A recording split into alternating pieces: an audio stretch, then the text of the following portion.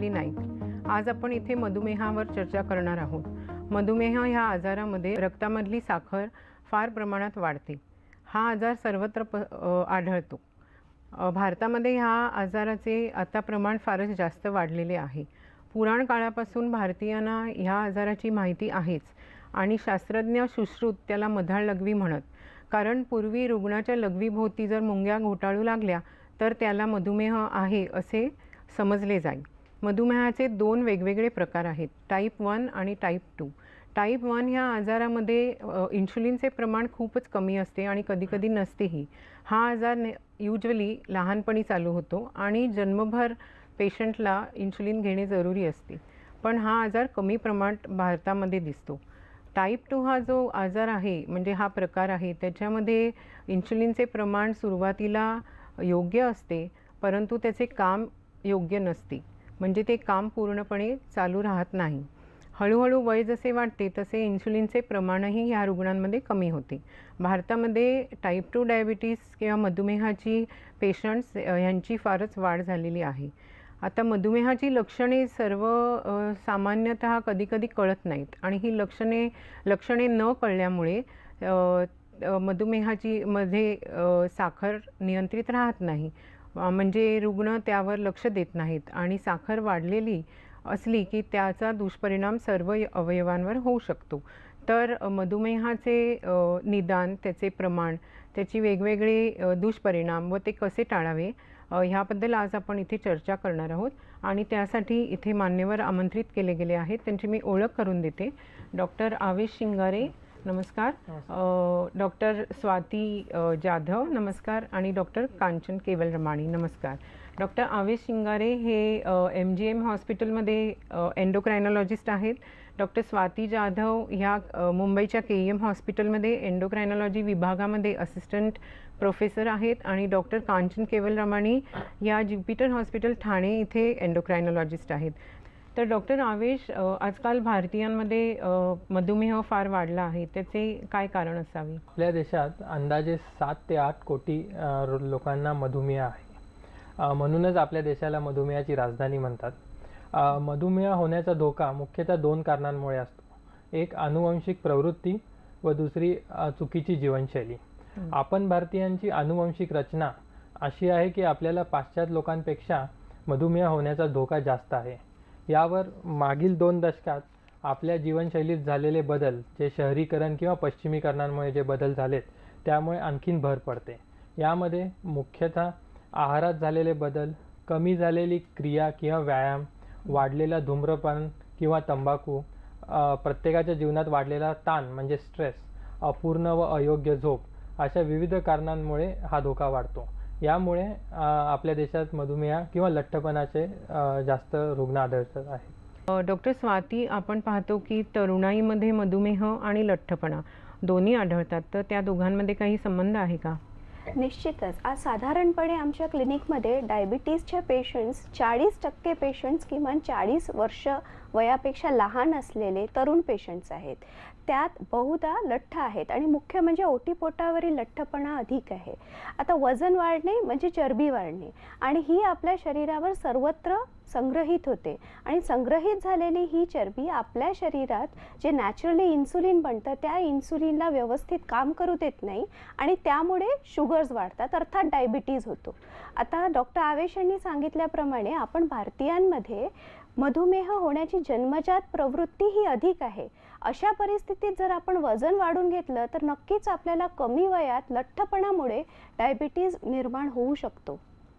म्हणजे आजकाल आपण डायबिटीज आणि लठ्ठपणा जर एकाच रुग्णामध्ये असेल तर त्याला डायबिसिटी असेही म्हणू लागलो आहोत। तर डॉक्टर कांचन, आपण जेव्हा मधुमेही रुग्णांशी बोलतो तेव्हा त्यांना कुटुंबामध्ये कोणाला मधुमेह आहे का विचारतो, तर तेव्हा ते सांगतात की नाही, माझ्या कुटुंबामध्ये मधुमेह आहे पण आम्ही एकत्र राहत नाही। तर हे महत्त्वाचे आहे की मधुमेह हा सांसर्गिक रोग नाही, त्याला जेनेटिक म्हणजे अनुवंशिक बेस आहे। तर त्याबद्दल काही सांगाल? हो, मधुमेह अनुवंशिक आहे, म्हणजे हेरिडिटरी आहे। याचा मतलब आहे की तुमच्या कुटुंबात कोणापरी डायबिटीज असेल, म्हणजे आईला, वडीलला, भाऊला, बहिणीला, आजोबाला, आजीला कोणालाही असेल तर तुम्हाला पण डायबिटीज व्हायची शक्यता वाढते। आणि ह्याला आम्ही जेनेटिक प्रिडिस्पोजिशन म्हणतात. म्हणजे जीन्स एक जनरेशनवर दुसऱ्या जनरेशनवर जाऊ शकते, पण संगतीने डायबिटीज होत नाही. म्हणजे तुमच्याबरोबर कोणी राहायला ज्याला डायबिटीज आहे याचा मतलब ये नाही आहे की आपको भी डायबिटीज होगा. पण हॅव्हिंग सेड दॅट लाईफस्टाईल खूप इम्पॉर्टंट रोल प्ले करतात. जेव्हा तुमच्या कुटुंबामध्ये कोणाला डायबिटीज आहे, म्हणजे तुम्हाला फॅमिली हिस्ट्री आहे डायबिटीजचं, आणि तुमचं लाईफस्टाईल तुम्ही व्यवस्थित मेंटेन केलं, म्हणजे हेल्दी डाएट घेतलं की एक्सरसाइज केलं, वजन कंट्रोलमध्ये ठेवलं, की तुम्हाला डायबिटीज रोखू शकते. डॉक्टर कांचन, मधुमेह आहे की नाही याचे निदान करण्यासाठी कोणकोणत्या चाचण्या कराव्यात? मधुमेहाचं लक्ष सगळ्यांमध्ये दिसत नाही, त्यामुळे त्याचं अचूक निदान करण्यासाठी आम्हाला ब्लड शुगरचं टेस्ट करावं लागते. आणि हा ब्लड शुगरचा टेस्ट 3 प्रकारांचा असतात, किंवा fasting blood sugar, random blood sugar, नाहीतर HbA1c. फास्टिंग ब्लड शुगर म्हणजे उपाशीपोटीचं शुगर.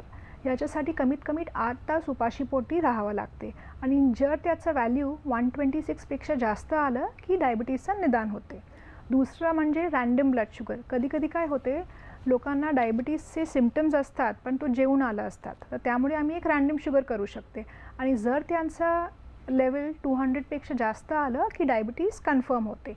आणि तिसरी टेस्ट म्हणते HbA1c. हे खूप महत्त्वाची टेस्ट आहे. हे आम्हाला पिछले 3 महिन्याचं ॲव्हरेज कंट्रोलचं इन्फॉर्मेशन देतात. जेव्हा ह्याचं व्हॅल्यू 6.5चं वर आलं की आम्ही बोलू शकतो की हे पेशंटला डायबिटीज आहे. राईट. एकदा निदान झालं की आपण पेशंटला सांगतो की आपण आहार करा किंवा व्यवस्थित आहार घ्या, नियमित चाला फिरा आणि औषधे घ्या, आणि त्यानंतर आपण त्याला सांगू इच्छितो की तुझी शुगर कंट्रोल असायला हवी. तर ते प्रमाण किंवा लक्ष्य टार्गेट काय असतं, आणि ते वेगवेगळं असतं का? म्हणजे प्रत्येक पेशंटला आपण सेम टार्गेट ठेवतो की वेगवेगळं देतो? एकदा जेव्हा डायबिटीजचं ट्रीटमेंट चालू केलं की आम्हाला हे कंट्रोल ठेवलं आहे की नाही हे करायची गरज असतात, आणि त्यासाठी आम्हाला ब्लड शुगरची तपास 3 ते 6 महिने करावा लागते. जेव्हा ब्लड शुगर फास्टिंगची व्हॅल्यू 130च्या खाली आली, आणि पोस्ट प्रँडियल म्हणजे जेवणानंतरची साखर 180च्या खाली आली, आणि आम्ही HbA1c टेस्ट केलो आणि तो पण 7च्या खाली आलं, की आम्ही म्हणू शकतो की हा पेशंटचा डायबिटीज नियंत्रणात म्हणजे कंट्रोलमध्ये आहे. पण हे टार्गेट्स आम्ही जनरलाइज नाही करू शकत. फॉर एक्झाम्पल पेशंट प्रोफाईलवर डिपेंड करते. कोई पेशंट यंग असणार आणि त्याला डायबिटीजचा काहीच कॉम्प्लिकेशन्स नाही झालं आहे, तर आम्ही टाईट कंट्रोल एम करतात, म्हणजे HbA1c 6.5च्या खाली करण्याचा प्रयत्न करतात. आणि जेव्हा काही पेशंट वृद्ध आहे आणि त्याला डायबिटीज असोसिएटेड कॉम्प्लिकेशन्स आहे, म्हणजे हृदयाचा त्रास आहे, लकवा झालेला आहे किंवा किडनीचा प्रॉब्लेम आहे, तर ह्या पेशंटमध्ये आम्हाला खूप टाईट कंट्रोल नाही पाहिजे, तर आम्ही थोडा कंट्रोल रिलॅक्स ठेवू शकते. म्हणजे HbA1c 8च्या खाली. जास्त टाईट कंट्रोल केलं की ह्या पेशंटला डायबिटीजचं कॉम्प्लिकेशन्स आणि दूरप्रमाण होऊ शकतो, आणि त्यामुळे हो, त्रास होऊ पेशंटली शकतो. जसं आम्ही सांगते one size does not fit all, तसंप्रमाणे आम्हाला पेशंट प्रोफाईल बघून टार्गेट सेट करावं लागतं. बरोबर. म्हणजे प्रत्येक पेशंटसाठी आपण वेगवेगळं टार्गेट सेट करतो. तर डॉक्टर आवेश, तुम्हाला काय वाटतं की औषधांमुळे खरंच काही साईड इफेक्ट्स होऊ शकतात का? नाही. मधुमेहाचे जे औषध आहेत त्याच्या दीर्घकालीन घेतल्यावर कुठलेच विपरीत परिणाम होत नाहीत. बऱ्याच पेशंटच्या मनात शंका असते की या औषधांमुळे मला कर्करोग, यकृत, हृदय, मेंदू किंवा हृदयाचे आजार होतील का? पण तसे काही नाही. यापैकी कुठले किंवा अजून कुठलेही आजार होत नाहीत. त्यामुळे त्यांनी निश्चिंत राहावे. गेली 2 दशकात मधुमेहावर असलेले औषधांच्या मध्ये प्रचंड वाढ झालेली आहे. पण हे जे औषध आहेत यांची शरीरावर होणाऱ्या परिणामांसाठी जाचक तपासणी केली जाते. जर तपासणीत आढळलं की त्यामध्ये काही दुष्परिणाम आहेत तर त्यांना मान्यता मिळत नाही. जे मेडिसिन सेफ आहेत, ज्याच्यात हानी नाही, त्यांनाच मान्यता मिळते. हां, काही सौम्य स्वरूपाचे इफेक्ट्स शरीरावर होतात, जसे आपण म्हणतो पातळ संडास होणे, मळमळ होणे, किंवा उलटीसारखे वाटणे, किंचित वजन वाढणे किंवा लघवीत जळजळ होणे. पण तसे काही झाल्यास जे औषध कारणीभूत आहे ते बंद करता येते, आणि बंद केल्यानंतर लगेचच ते परिणाम बंद होतात. हां, यामध्ये एक महत्त्वाचे आहे की औषध घेणाऱ्या रुग्णांमध्ये एक परिणाम म्हणण्यापेक्षा एक अतिरिक्त परिणाम असा होतो की साखर गरजेपेक्षा जास्त कमी होते. तसे झाल्यास त्याला हायपोग्लायसिमिया म्हणतो आपण. तसे झाल्यास रुग्णाला एकाएकी घाम येणे, तळतळी भरणे, घबराहट वाटणे, बेशुद्ध होणे, चक्कर येणे असे होऊ शकते. तसे झाल्यास तुरंत रुग्णाने 2 चमचे साखर घ्यावी किंवा अर्धा ग्लास फ्रूट ज्यूस घ्यावा. त्याने ते लगेच बरे होईल. आता आपण ही चर्चा केली. आपलं सर्वांचं ह्या बीट डायबिटीसमध्ये स्वागत आहे. आता अनेक वेळा असंही होतं की आपण रुग्णांना औषधं चालू करतो, त्यांची शुगर अगदी चांगली कंट्रोलमध्ये येते आणि मग रुग्णांना वाटतं की ताप आला आहे, त्याची औषधं घेतली आणि आपण ताप गेल्यावर बंद केली औषधं. तशीच मधुमेहाची ही औषधं आपण बंद करू शकतो आणि ते डॉक्टरचा सल्ला न घेताच औषधं बंद करतात. तर हे कितपत बरोबर आहे, हे डॉक्टर आवेश आपण सांगा जरा. तसे बऱ्याचदा बघण्यात येते, बरेच रुग्ण स्वतःहून औषध बंद करतात. त्यामागे प्रमुख कारण म्हणजे त्यांना औषध घेतले नाही घेतले तरी काही फरक जाणवत नाही. पण यामध्ये एक महत्त्वाची गोष्ट लक्षात ठेवणे गरजेचे आहे की मधुमेहाचे बहुतांश वेळा काही लक्षणे नसतात. याचा अर्थ असा की शरीरात जर साखर वाढलेली असेल तरी ते रुग्णाला जाणवणार नाही, मात्र शरीरात हानी होतच राहील. त्यामुळं औषध घेणे गरजेचं आहे. अजून काही रुग्ण आहेत जे साखर नियंत्रित किंवा प्रमाणात आली की औषध बंद करतात. पण असे आहे की तुम्ही औषध घेतले म्हणून साखर नियंत्रित आली, जर औषध नाही घेतले तर ती परत वाढणार. त्यामुळं जर तुम्हाला काही औषधांविषयी समस्या असेल, काही असेल तर डॉक्टरांशी भेटा, त्यांचा सल्ला घ्या, ते तुम्हाला निश्चित मदत करतील. हां, मात्र काही रुग्ण जर व्यवस्थित व्यायाम, योग्य आहार किंवा जीवनशैली केली आणि वजन कमी केले तर त्यांना लागणाऱ्या औषधांची गरज कमी होते किंवा थांबू पण शकते. पण तसे झाले तर ते डॉक्टरांच्या सल्ल्यानेच करावे, स्वतःहून नाही. म्हणजे स्वतःहून औषधे बंद करू नयेत. डॉक्टर कांचन, आपल्याकडे तर खूप उपास तपास होतात, कधी संकष्टी, एकादशी किंवा नवरात्र किंवा रमजान. तर ह्या वेळेमध्ये मधुमेहाचे रुग्ण अनेक वेळा उपास तपास करतातच. तर आपलं काय म्हणणं आहे, त्यांनी उपास तपास करावेत आणि जर करत असतील तर त्यांनी काही वेगळी दक्षता घेणं जरुरी आहे का? हो, डायबिटीज पेशंटला आम्ही ॲडवाईस करतो की कडक उपवास म्हणजे काही न खाताना काही न पिताना असा उपवास अजिबात ठेवायचा नाही. कमीत कमी दिवसांना 2 वेळा तर खायला पाहिजे. पण बहुतेक पेशंट आहे जे महिनाभर उपवास ठेवते, म्हणजे नवरात्रीचं, श्रावणचं किंवा रमजानचं, आणि ह्या वेळेला त्यांचं जेवणाचं प्रमाण आणि जेवणाचा टाईम हे दोन्ही बदलून राहते. त्यामुळे उपवास ठेवायच्या आधी ह्या पेशंटला त्यांचा डायबिटॉलॉजिस्टला भेटून डायबिटीजचा गोळ्या किंवा इन्शुलिनचा डोज ॲडजस्ट करायला इम्पॉर्टंट आहे. म्हणजे कधी डोस घेतलं आणि जेवण कमी केलं की शुगर एकदम लो होऊ शकत. आणि ऑन द कॉन्ट्ररी एक दुसरं सिनेरिओ असतात, कोई पेशंटला समजते की मिसअंडरस्टँडिंग आहे, म्हणजे उपवास ठेवला म्हणजे गोळ्या इन्सुलिन बंद करायचं. पण हे पण गलत आहे. जेव्हा त्याने इन्सुलिन आणि गोळ्या बंद केलं की अचानक त्यांचा शुगर खूप वाढू शकते आणि तो पण दुष्परिणाम होऊ शकत. त्यामुळे without consultation of the doctor गोळ्या बंद करू नका आणि एकदम कडक उपवास नाही ठेवायचं. आपल्याला माहिती आहे की मधुमेह हा आजार आहे ज्याच्यामध्ये साखर वाढते आणि जर ती वाढतच राहिली, म्हणजे कायम वाढत राहिली, तर त्याचे अनेक दुष्परिणाम होतात वेगवेगळ्या अवयवांवर. तर डॉक्टर आवेश, आपण पाहतो की आजकाल मूत्रपिंडाचे आजार खूपच प्रचलित आहेत आणि डायलिसिसवर असणारे रुग्णही खूप आढळतात.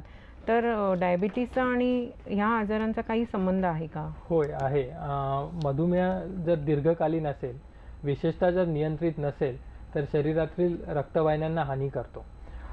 मूत्रपिंडांच्या रक्तवाहिन्यांना हानीची संभावना जास्त असते, त्याच्यामुळे मूत्रपिंडाचे काम कमी होते. त्याचबरोबर मधुमेह रुग्णांना बहुतांश वेळा रक्तदाब किंवा कोलेस्ट्रॉलचे आजार असतात, जे देखील मूत्रपिंडाला हानी करतात. असे झाल्यास सुरुवातीला शरीरातील किंवा रक्तातील वाढलेले क्रिएटिनिन किंवा लघवीत आलेले अल्ब्युमिन, जे एक प्रकारचे प्रथिने आहे, त्यामध्ये दिसून येते. जर ही हानी वाढतच गेली तर हळूहळू मूत्रपिंडाचे काम पूर्णपणे बंद होते आणि मग डायलिसिस किंवा किडनी ट्रान्सप्लांट लागते. हे रोखण्यासाठी शरीरातील साखर व्यवस्थित नियंत्रित ठेवणे, रक्तदाब व कोलेस्ट्रॉलचा निदान करत राहणे व असल्यास योग्य ते उपचार घेणे हे गरजेचे आहे. बरोबर. तर डॉक्टर स्वाती, आता आपण मूत्रपिंडाबद्दल ऐकलं, तर डायबिटीसचा डोळ्यांवर परिणाम होतो का आणि अंधत्व येऊ शकते का डायबिटीसमुळे? निश्चितच डॉक्टर आवेश यांनी डिस्कस केल्याप्रमाणे जेव्हा दीर्घकाळ आपले शुगर्स अनकंट्रोल्ड असतात, अनियंत्रित असतात, तेव्हा आपल्या रक्तवाहिन्यांना त्याच्यामुळे इजा होत असते. आणि डोळ्याच्या बाबतीत ही इजा डोळ्यामागच्या पडद्यावर अर्थात रेटिनावर होत असते. ह्यामुळे रेटिनावरच्या रक्तवाहिन्यांची अतिवृद्धी, ओव्हरग्रोथ होत असतं आणि त्यामुळे रक्तस्राव होण्याचं रिस्क असते आणि इतरही काही कॉम्प्लिकेशन्स असतात ज्याच्यामुळे अंधत्व येऊ शकतं. हे टाळण्यासाठी सगळ्यात महत्त्वाचं म्हणजे शुगर कायम व्यवस्थित कंट्रोलमध्ये ठेवणे हे अत्यंत गरजेचं आहे. ब्लड प्रेशर पण त्याचप्रमाणे कंट्रोलमध्ये ठेवणं आवश्यक आहे आणि वर्षातून एकदा डोळ्यांच्या विशेषज्ञांकडून आपले डोळे तपासून घेणे आणि मुख्यपणे रेटिना तपासून घेणे हे पण तेवढेच महत्त्वाचे आहे. आता हे झालं छोट्या रक्तवाहिनींबद्दल. तर मोठ्या रक्तवाहिनींमध्ये पण क्लॉट्स निर्माण होऊ शकतात किंवा त्या बंद पडू शकतात आणि त्यामुळे हृदयविकार किंवा इतर काही आजार होऊ शकतात का? डायबिटीज जसं लहान रक्तवाहिन्यांना इजा करतं तसंच त्यामुळे मोठ्या रक्तवाहिन्यांना, उदाहरणार्थ हार्टच्या रक्तवाहिन्यांमध्ये रक्त गोठून ज्याला आपण अथेरोस्क्लेरोसिस असं म्हणतो त्याचा धोका नक्कीच वाढतो. सामान्य भाषेत त्याला आपण हृदयाच्या वाहिन्यांचं ब्लॉकेज असं म्हणतो आणि त्यामुळे हार्ट अटॅक, हृदयविकाराचा झटका येण्याचा धोका नक्कीच वाढतो. तो जर कमी करायचा असेल तर त्यासाठी योग्य आहार घेणे आणि नियमित व्यायाम करणे आणि महत्त्वाचं म्हणजे कायम शुगर व्यवस्थित कंट्रोलमध्ये ठेवणे हे अतिशय महत्त्वाचं आहे. शुगरप्रमाणेच ब्लड प्रेशर आणि कोलेस्ट्रॉल पण कंट्रोलमध्ये ठेवणं हे गरजेचं आहे. आणि याबाबत एक महत्त्वाची बाब म्हणजे स्मोकिंग, धूम्रपान. स्मोकिंगमुळे हृदयविकाराचा त्रास नक्कीच वाढतो आणि त्यामुळे त्याला कमी करणे किंवा बंद करणे हे पण तेवढंच महत्त्वाचं आहे. हे तर झाले मधुमेह झालेल्या रुग्णांबद्दल. पण डॉक्टर कांचन, असं आपण काही करू शकतो का की डायबिटीस होऊ नये म्हणून आपण रुग्णांना किंवा त्यांच्या नातेवाईकांना काही सांगू शकतो का? काही प्रिव्हेन्शनसाठी आपली मतं सांगा. मला वाटते की आम्ही डायबिटीज डेफिनेटली रोखू शकते, पण त्यांच्यासाठी आम्हाला एक हेल्दी लाईफस्टाईल मेंटेन करावं लागते. लाईफस्टाईल आणि जसं डॉक्टर स्वातीने सांगितलं की लठ्ठपणा हे खूप इम्पॉर्टंट रिस्क फॅक्टर आहे डायबिटीजसाठी. आणि याच्याबद्दल कोणाला हायपरटेन्शन असेल, हाय कोलेस्ट्रॉल लेवल असेल किंवा फॅमिली हिस्ट्री ऑफ डायबिटीज असेल या कोणाला बॉर्डरलाईन डायबिटीज असेल, नाहीतर स्त्रियांमध्ये ज्यांना PCODचा त्रास असेल किंवा प्रेग्नन्सीमध्ये डायबिटीज झाली असेल तर त्यांना नंतर डायबिटीज व्हायची शक्यता वाढते. मग ज्या आपण लाईफस्टाईल मेंटेन केलं, हेल्दी डाएट ठेवलं, व्यायाम केलं, आपला वेट कंट्रोलमध्ये ठेवलं आणि लठ्ठपणा प्रिव्हेंट केलं तर डायबिटीज डेफिनेटली रोखू शकते. असं जाणणं आहे की कमीत कमी आम्ही 7 ते 10% पण वेट कमी केलं की डायबिटीजचं प्रमाण 30 ते 50% कमी होऊ शकतं. दुसरी एक गोष्ट आहे की आजकाल जे लहान मुलांमध्ये लठ्ठपणा खूप वाढला आहे, त्यामुळे लाईफस्टाईल हॅबिट्स किंवा आम्ही लहानपणापासून मुलांना शिकवणार म्हणजे healthy diet, junk food avoid करायचं, व्यायाम करायचं किंवा TV आणि मोबाईल याचा कमी उपयोग करायचं तर डायबिटीज प्रिव्हेंट करू शकते. One more important risk factor is stress. आजकाल स्ट्रेस खूप महत्त्वाचं रिस्क फॅक्टर जाणवलेलं आहे. म्हणजे स्ट्रेस रिडक्शनसाठी योगा, मेडिटेशन किंवा काही हॉबी जे तुम्हाला आनंद वाटते, म्युझिक, डान्सिंग, सिंगिंग हे करावी लागेल की तुमचं डायबिटीस चान्सेस कमी होते. आता डॉक्टर स्वाती, आजकाल आपण गरोदर स्त्रियांमध्येही डायबिटीस, मधुमेहाचे प्रमाण फारच जास्ती पाहतो. तर आपण त्याबद्दल सांगा आणि त्यांनी काय काळजी घ्यावी, म्हणजे पुढेही त्यांनी काय करावे प्रेग्नन्सीनंतर याबद्दलही सांगा. प्रेग्नन्सीमध्ये डायबिटीज ही एक अत्यंत महत्त्वाची बाब आहे, कारण यात बाळ आणि आई दोघांनाही वाढलेल्या शुगर्सच्या धोक्याला सामोरे जावं लागतं. प्रेग्नन्सीमध्ये डायबिटीज हे 2 प्रकारचं असू शकतं.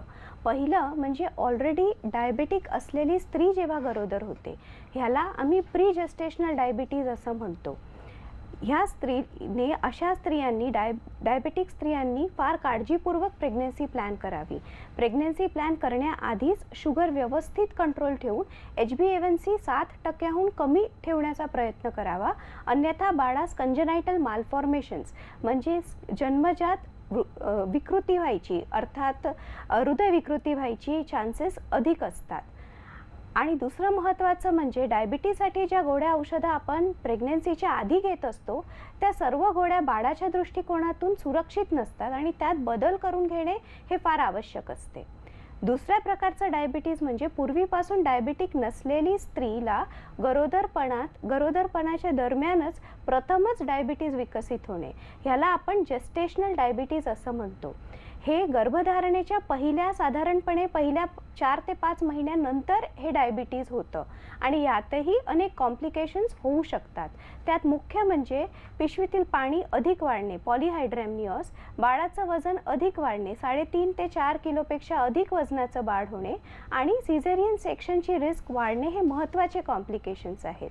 हे टाळण्यासाठी योग्य तज्ज्ञ अर्थात एंडोक्रिनॉलॉजिस्टला भेटून संपूर्ण प्रेग्नन्सीच्या दरम्यान शुगर्स अगदी परफेक्ट कंट्रोलमध्ये ठेवणं फार गरजेचं आहे. आणि बहुतेकदा शुगर कंट्रोल आपल्याला फक्त डाएट करूनच साधता येतं. त्यासाठी इन्सुलिन किंवा गोळ्यांची गरज फारच कमी, 10 ते 20% पेशंट्सलाच इन्सुलिनची गरज भासू शकते. ज्या स्त्रियांचं वजन अधिक असतं आणि ज्या स्त्रियांच्या घरी त्यांच्या जवळच्या नातेवाईकांना डायबिटीज असतं किंवा ज्यांना पूर्वी PCODचा त्रास असतो, अशा स्त्रियांना प्रेग्नन्सी दरम्यान हे जेस्टेशनल डायबिटीज होण्याची रिस्क अधिक असते. ती रिस्क कमी करण्यासाठी प्रेग्नन्सीच्या पूर्वीच जर आपण वजन कंट्रोल केलं किंवा प्रेग्नन्सीच्या दरम्यान अगदी सुरुवातीपासून योग्य आहार, एक्सरसाइज घेऊन आपण प्रेग्नन्सी दरम्यान एक्सेसिव्ह वेट गेन जर अवॉइड केलं तर त्यामुळे हा धोका टळतो. आणि जर त्यांना डायबिटीज असेल तर त्यांच्या मुलांनाही काही आजार होण्याची शक्यता असते, नाही का? लठ्ठपणा किंवा डायबिटीज पुढे त्यांच्याप्रमाणेच पुढे आणि उलट आणखी कमी वयात मुलांना डायबिटीज होण्याची शक्यता अधिक असते. आणि ह्या बायकांनी पण स्वतःवर नंतरही लक्ष ठेवणं जरुरी असतं, अत्यंत जरुरी असतं. तर आपण पाहिलं की मधुमेह अनुवंशिक आहेच आणि संतुलित आहार, नियमित व्यायाम तसंच औषध वेळेवर घेऊन, आपल्या चाचण्या व्यवस्थित करून, दरवेळेला आपल्या डॉक्टरला भेटून जर आपण डायबिटीज कंट्रोलमध्ये ठेवला तर त्याचे जे दुष्परिणाम आहेत ते आपण कमी करू शकतो. आणि अनेक वेळेला जे प्री डायबिटीज स्टेजमध्ये आहेत ते त्यांना डायबिटीज होऊ नये म्हणून आपण नियंत्रणही ठेवू शकतो. तर 14 नोव्हेंबर हा दिवस जागतिक मधुमेह दिन असा मानला जातो. 1991मध्ये WHO, वर्ल्ड हेल्थ ऑर्गनायझेशन आणि इंटरनॅशनल डायबिटीज फेडरेशन या 2 जागतिक संस्था आहेत, त्यांनी 14 नोव्हेंबरला मधुमेह दिन असे घोषित केले होते. तेव्हापासून दरवर्षी ते एक धोरण सांगतात की ह्या धोरणाप्रमाणे आपण सर्व जे मधुमेही रुग्ण आहेत आणि त्यांचे नातेवाईक आहेत त्यांना मधुमेहाबद्दल माहिती द्यायला हवी. 2019 आणि 2020 या वर्षीचे धोरण आहे की फॅमिली आणि डायबिटीज म्हणजे परिवार आणि मधुमेह. तर आपल्या परिवाराला मधुमेहापासून आपण वंचित ठेवायला पाहिजे किंवा आपण त्याचं संरक्षण करायला पाहिजे, हा ह्या वर्षीचे हे धोरण आहे. आणि 14 नोव्हेंबर हा दिवस का ठरवला आहे तर सर फ्रेडरिक बँटिंग हे इन्सुलिनचे जे जनक त्यांचा हा वाढदिवस. तर आमचा हा आजचा कार्यक्रम ही असाच होता, म्हणजे रुग्णांना आणि त्यांच्या नातेवाईकांना मधुमेहाची माहिती मिळावी आणि त्यांनी आपला मधुमेह नियंत्रित ठेवावा, त्यासाठी आपण सर्व इथे आलात आणि अमूल्य माहिती दिलीत. त्याबद्दल मी आपले सगळ्यांचे आभार मानते आणि प्रेक्षकांचेही आभार मानते.